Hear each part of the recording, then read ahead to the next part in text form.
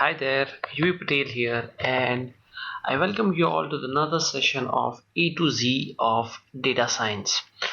Unfortunately, due to some reasons, I was not able to record this session, but today I got a chance to record this, and I'm going to bring to you the C of this series, C of this A to Z of data science. And C here is Collab. Google Colab. Okay, now some of my students who already know about Google Colab, what it is, but for those folks who don't know, who are new to this, let me just introduce you to the world of Google Colab. Okay, so let me just show you how the Google Colab screen looks like. So for that, I'm on the Google page. Okay, just search for Google Colab. Let me just search it. Google Colab. Let me just search for this term, Google Colab, and here it shows the first link, collab.research.google.com. okay, so that's the Google Colab link. Okay, so just click on that and open, and that screen looks the introductory screen, or the landing page of that particular Google screen would come, right? This is how the Google Colab screen looks like. Now, if you'll see this, it is more or less same to what our Jupyter notebook is. Now you must be wondering what I'm telling you here, right? What is this Google Colab all about, right? So guys, Google Colab is what you can say, it's a cloud-based Jupyter notebook provided by Google. Okay, and the advantage of that is Google has provided us with the access of GPUs and TPUs. Okay, so for those folks who don't know what is GPU is, so there are, when we run any program, okay, what happens is basically the commands gets executed by our processors, right, the CPUs. But let's say in a case wherein we are processing a huge amount of data, okay, or let's say we are processing a lot of images through a data science program, right, or maybe video, or maybe any heavy files, right, or a data set which is in the terabytes, right, or in gigabytes. And if our normal processors and our RAM, the combination that is not able to process it, what happens is your entire executions become slower, and that's where you need GPUs, right?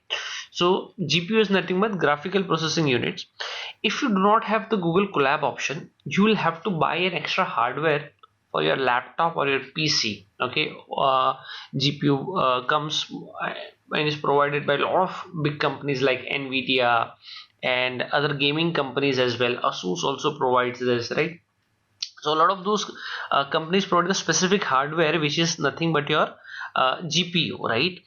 But let's say you don't want to make any investment upfront, right? Let's say you are not having that requirement at this point in time to process those heavy applications, and that's where you can go for Google Colab. That's the first advantage, right? There you can use GPUs and TPUs. How you can use it, I'll show it here. That's the but let me just complete the advantages.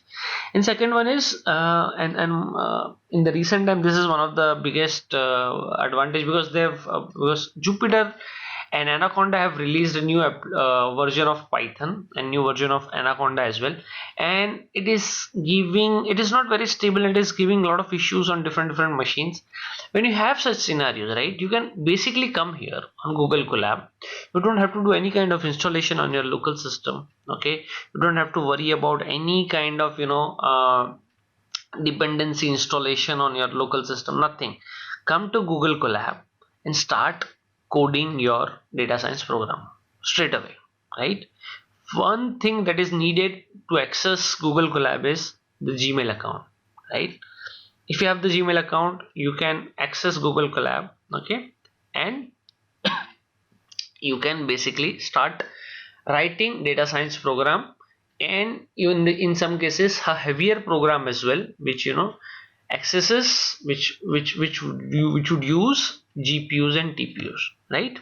So now let me show you how you can access the Google Colab right from the scratch. Okay, so this is going to be right from scratch session. It is very simple actually. Okay, it is going to be very simple. So if you come on Google Colab, so you just have to, as I've showed to you, you just have to come to Google Colab, search on Google Colab. It will redirect you to a link. Okay, it will redirect to a particular link. Just click on that. If you are new user, okay, it will ask you for a Gmail ID. Okay, you just have to log in, and immediately you would be redirected to a particular page, and from there you can start accessing the Google Colab, right? So let me just go to the home screen. So this is going to be your home screen. This is how it would look like, right? Now you can create a new notebook. So ideally there will not be any notebooks here. Okay, the way you have a Jupyter notebooks, there will not be any new notebook here. You have to create a new notebook by clicking on this new notebook button. Okay, there, if you'll go to different tabs which is provided here, right, there you will see an option of your GitHub integration, your Google Drive, let's say. And one more advantage of Google Colab is, let's say you have a team which is scattered across different geographies, right, and you want to give access to of your particular file, okay, to one of your team members, right. There what you can do is you can just share this particular notebook through Google Drive, and they can access it, right.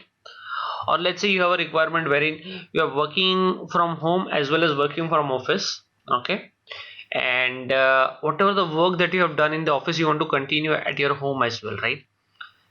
And then if you have your notebook which is uploaded on your Google Colab, what you can do is you can work on it in the office, and when you will come home and you want to work on the particular program once again, you can just go to Google Colab once again, log into the same email ID and start accessing it, right. So I'm just giving you an example, right, how Google Colab can be really useful to you, and it's all free, right. Google is not charging anything for this, and it's absolutely free. And that's the beauty of this particular tool, right. Now here you go, click on new notebook. Once you click on the new notebook, a new notebook will be created, okay, and the interface is exactly similar to that of Jupyter notebook, okay. Now let it run, let it open, right.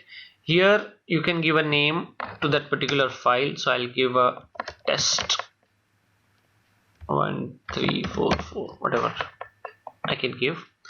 Another advantage of Google Colab is you don't have to worry about installing any particular package. For example, I want to import scikit-learn, sklearn. So some of the folks who don't know sklearn, it's one of the package which is used for machine learning. In the case of normal Anaconda installation, you might have to install sklearn first, and then only you can import it, right. But here if you'll just run it directly, just press Ctrl Enter the way you do it on the Jupyter notebook, it will run, and you don't have to explicitly install this particular library, because since this is a cloud based Jupyter notebook, all the, or should I say most of the required libraries are pre-built, okay.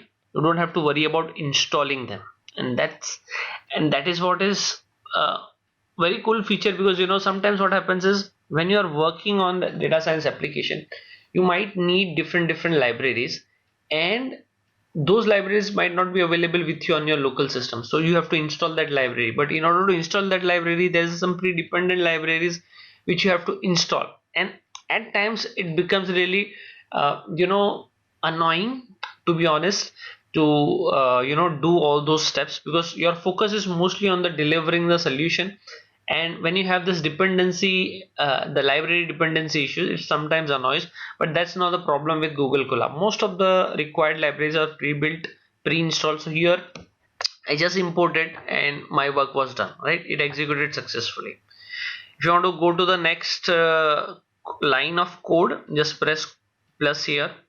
Let's say say print. I'm not creating any high-end program, but I'm just showing you how the look and feel of this is.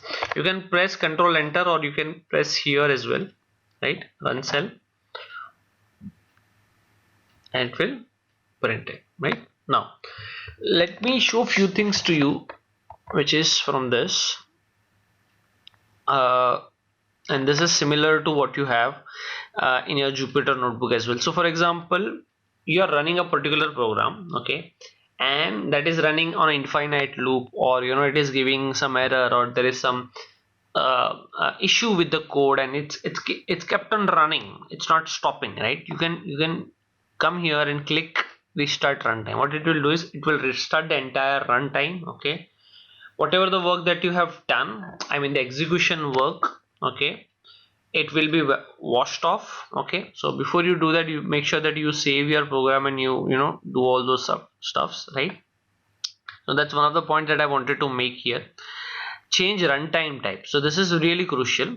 So whenever you feel that this particular program that you are writing might or will be resource intensive and you would need a GPU, so from here you can select this GPUs and TPUs, okay? Most of the cases when you are working on, let's say, images, then GPUs will suffice. So if you'll select this GPU and then click save, okay, and that's it, done. Now you, by just clicking on that button, you would be using the GPUs provided by Google's, right? GPUs of the Google servers immediately, okay? And that's the cool part. That's the first thing, okay? Now let's say you are working on a data science project and you want to import a particular file onto Google Colab. How would you do that? What you can do is you can click here on that folder button, okay, and you can copy and paste the files here, okay? So let's say, yeah, if I drag any file from my folder, and I can put it up here just by simple drag and drop, okay? So let me just show you this, how you can do that, okay? Let me just show that to you. So I'm here on with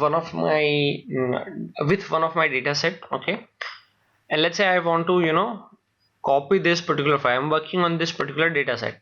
I can just simply drag and drop here, okay? It says so this is a temporary file that you are moving here, okay? So whenever, let's say, after 30 minutes or 45 minutes of inactivity, Google will restart the runtime, okay? So what you need to make sure is that file, you have a local copy of that particular input file what you have, okay? And what you need to make sure is that you keep on running the code on Google Colab, otherwise the session expires, right? And the data might get lost, right? Now I've uploaded this particular file, and let's say I want to read it. How can I read that? So in order to read that, we use the pandas library. So if some of you guys don't know about it, don't worry, it will be covered in the upcoming sessions.